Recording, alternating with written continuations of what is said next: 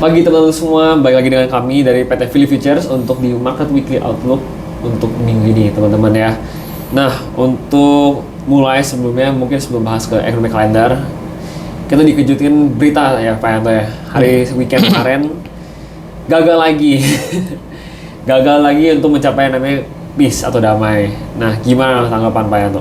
Oke, seperti yang sudah ya sebelumnya kita sudah bahas juga sebenarnya ya kan.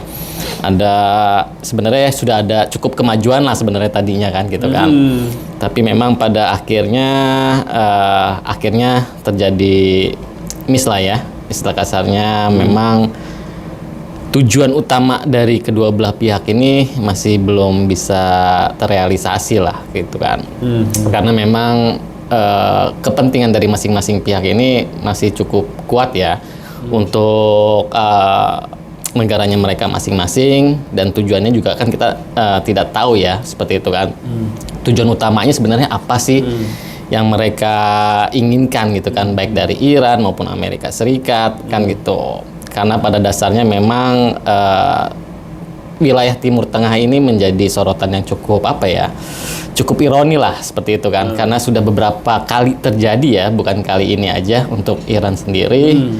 Dan untuk damai secara full ya kan, itu kayaknya memang belum akan terrealisasi deh, kayaknya sulit seperti itu. Yang seperti untuk itu. Israel itu yang masih selalu aja ya, Yes. ada aja dari Israel.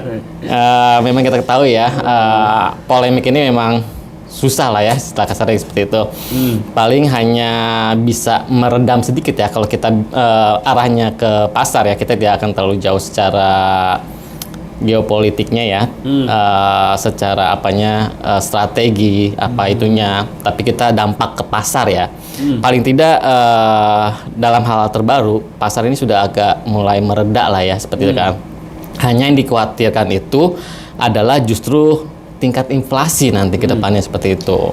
Kalau untuk konfliknya sendiri mungkin sudah terabaikan ya, karena para pelaku pasar ya kan, kita sendiri sudah tahu lah arahnya kurang lebih seperti itu kan.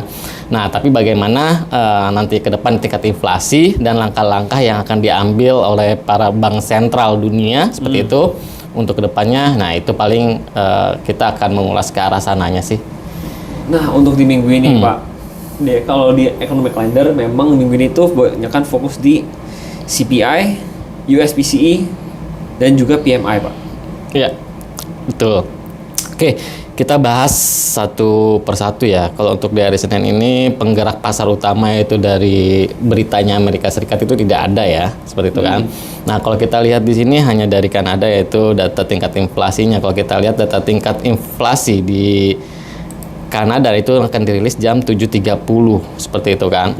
Perkiraannya itu kan 0,7%, mengalami kenaikan dari 0,4%. Nah, kita ketahui bahwa tingkat inflasi kemungkinan besar adalah sesuai apa yang diperkirakan, seperti yang sebelum-sebelumnya, minggu sebelumnya, di beberapa negara yang jelas akan mengalami kenaikan daripada periode sebelumnya. Karena memang hal yang sudah terjadi ya, dari gangguan pasokan energi lah, seperti itu. Jadi kemungkinan besar untuk Kanadian akan sesuai dengan perkiraan, seperti itu. Jadi kalau yang trading di Kanadian, nah itu bisa boleh ambil posisi. Kalau untuk sebenarnya kalau dari tingkat inflasi semakin tinggi datanya daripada forecast-nya, itu bagus for currency, artinya Kanadian akan mengalami penguatan seperti itu. Lalu di hari Selasa kalau untuk high impact-nya tidak ada, rata-rata medium ya.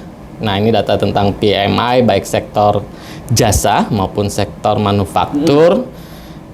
Khususnya di Eropa itu yang kalau kita lihat itu lebih ke Jermannya, karena merupakan ekonomi terbesar lah ya, atau terkuat di zona tersebut. Nah, patokannya paling itu kalau kita lihat ada sedikit kenaikan, berarti good for currency-nya euro. Nah, seperti itu. Lalu untuk Inggris sendiri, ini ada kenaikan dari sisi jasa, tapi dari sektor manufacturing-nya ini mengalami penurunan sedikit. Overall, kalau dari data PMI, baik sektor manufaktur maupun sektor jasanya, hampir sama sesuai perkiraan. Pergerakan tidak akan terlalu signifikan, artinya dari kedua data ini, baik dari Inggris maupun dari zona euro. Lalu di hari Kamis data CPI lagi yang tadi Bro Peter sampaikan di minggu ini memang data CPI yang sedang mencuat ya menjadi tolak ukur bagi pergerakan pasar nanti ke depannya. Nah, untuk Australia ini kan diperkirakan justru malah akan mengalami penurunannya untuk tingkat CPI-nya dari 0,4% menjadi minus 0,4%. Itu secara monthly, tapi secara yearly-nya masih mengalami kenaikan dari 4,2% menjadi 4,3%. Kurang lebih untuk data CPI sama seperti sebelum-sebelumnya di beberapa negara yang sudah dirilis. Itu akan sesuai dengan perkiraan, pergerakan tidak akan terlalu volatil. Yang trading di Aussie mungkin bisa dipersiapkan bahwa Aussie masih akan mengalami sedikit rebound. Kalau kita lihat dari datanya, ada potensi ke sana. Walaupun untuk sentimennya sendiri masih cukup bearish ya, karena sentimen utamanya itu adalah terhadap dolarnya ini lagi menguat nih, ya kan? Nah, itu yang menjadi poin penting yang harus kita ketahui. Nanti kita bahas di sisi teknikalnya di XY-nya seperti apa kan gitu. Yes. Lalu untuk hari Kamis itu ada data utama yang menjadi acuan The Fed ya, yaitu PCE. Yes.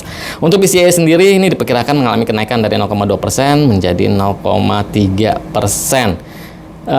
Kemungkinan sesuai dengan perkiraan bagus buat mata uang dolar tentunya. Semakin tinggi tingkat inflasi kalau by data itu berarti akan menguatkan mata uang dolar. Lalu untuk final GDP-nya akan tumbuh di level yang sama 1,6%. Bahkan ada kemungkinan kalau menurut saya pribadi ada, kalau tidak sesuai dengan perkiraan, paling tidak dia akan mengalami sedikit penurunan untuk gross domestic product-nya. Kesehatan ekonomi di Amerika Serikat kemungkinan akan sedikit menurun. Nah, ini bisa berdampak bagi, kalau secara fundamentalnya adalah pelemahan untuk dolar ya. PCE-nya mungkin bagus ya secara data.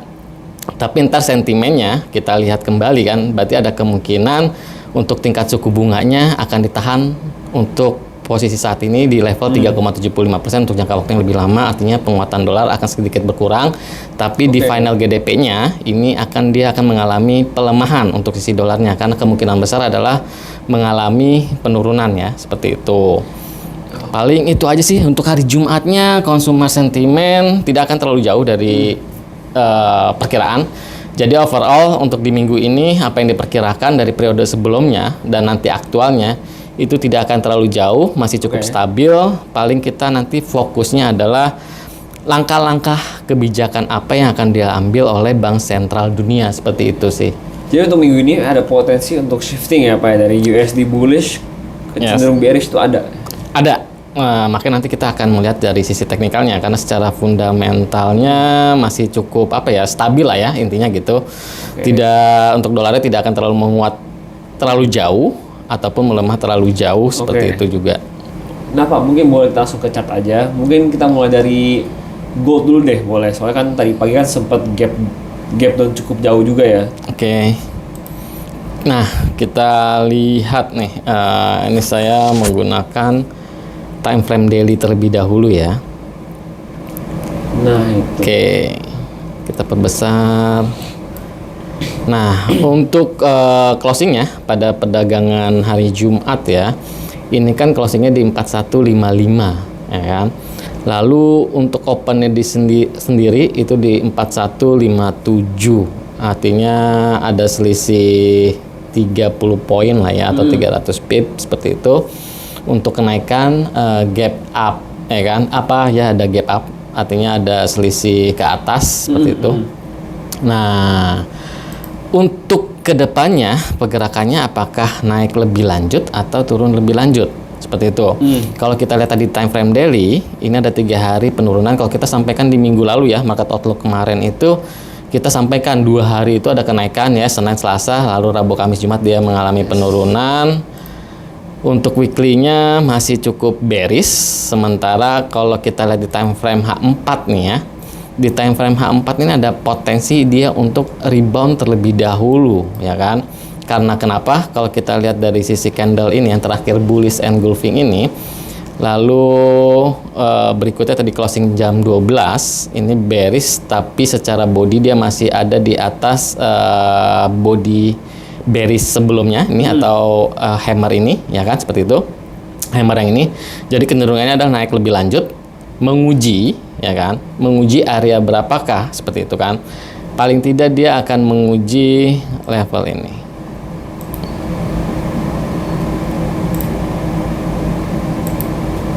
Nah, dia akan menguji level ini di 4256, ada potensi ke arah sana terlebih dahulu. Nah, kalau kita lihat dari time frame H4 sendiri sebenarnya di sini juga masih ada likuidasi yang perlu diambil di candle ini. Nah, tapi paling terdekat adalah berarti support become resisten di area 4256 ini. Jadi Seperti expect itu. akan ada rebound untuk penurunan lebih lanjut ya Pak ya? Yes, ada rebound terlebih dahulu sebelum dia melanjutkan tren bearish-nya. Karena tadi kita lihat di time frame daily dan weekly candle bearish-nya itu cukup kuat ya.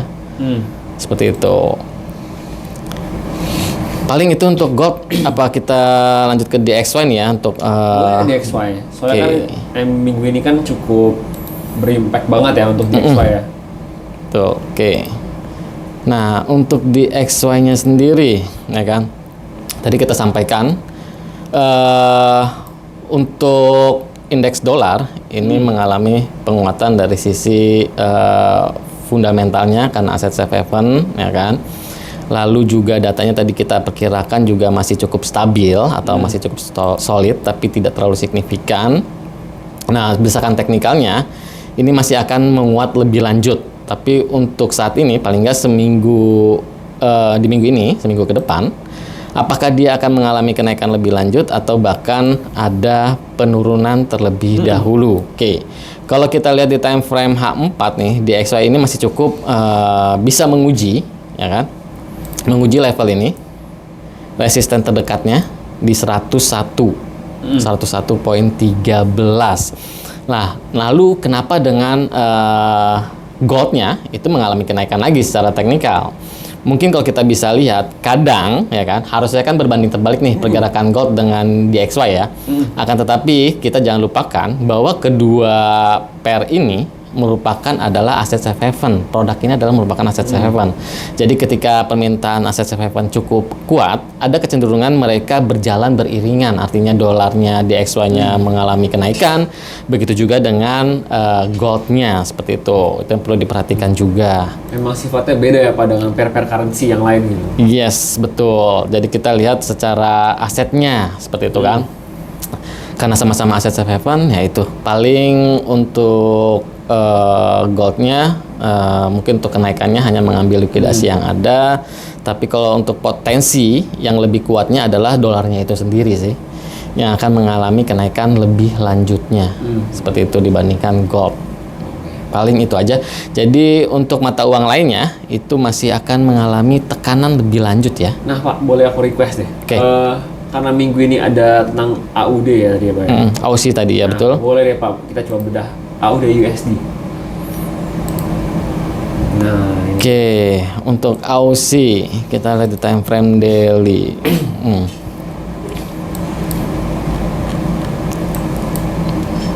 Oke, di sini sudah terbentuk dua struktur ya.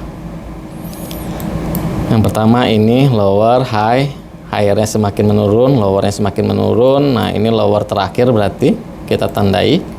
Itu lower low-nya ya Pak ya? Iya, lower low yang terbarunya di level ini, lalu untuk resistennya higher yang terbaru adalah di level ini, seperti itu. Ini di time frame daily. Lalu kita lihat di time frame H4. Oke, kalau kita lihat di time frame H4, ini ada candle bullish engulfing di time frame H4. Artinya penurunan saat ini kemungkinan adalah mengambil likuidasi secara time frame rendahnya, ya kan? Berarti ini akan menjadi area buy kita itu di area ini, atau area demand-nya itu di area ini. Seperti itu. Nah, kita lihat di time frame H1, kita breakdown untuk Aussie. Oke, kita perkecil lagi. Berarti di sini ada zona. Nah, ini sudah masuk area buy di time frame H1 ya, atau demand-nya di time frame H1. Karena di time frame H4 tadi bullish engulfing, di time frame H1 pun sama, ini bullish engulfing, ya kan? Walaupun tadi kita lihat di daily-nya ada struktur, dua struktur itu bearish, ya kan? kemungkinan dia akan rebound terlebih dahulu, sama kayak gold, dia akan rebound terlebih dahulu atau secara teknikalnya pullback lah ya, atau mengambil koreksi ke atas seperti itu. Nah, di time frame M15-nya, nah kita perkecil lagi. Ini pun di level yang sama. Ini akan menjadi area buy kita di 0 poin untuk Aussie ya. 0.69900 sampai dengan level ini 0.7000 lah. Berarti ini sudah masuk areanya, tinggal nanti tunggu konfirmasi di M5. Apakah nanti di M5 ini ada pembentukan market structure-nya, ya kan, artinya dia bergerak turun nih lalu bergerak naik, ya kan. Ada lower yang semakin high dan high yang semakin high, berarti itu nanti konfirmasi di zona order block yang terdekatnya seperti itu di time frame kecilnya. Oke. Untuk Aussie ada kemungkinan adalah untuk mengalami rebound terlebih dahulu untuk Aussie ya.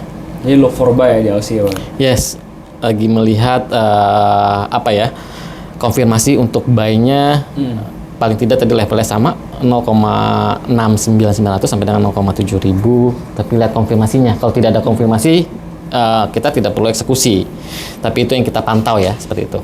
Lagi mencari zona buy-nya, konfirmasi buy lah, bukan zonanya. Zonanya sudah masuk, tapi konfirmasinya itu untuk Aussie.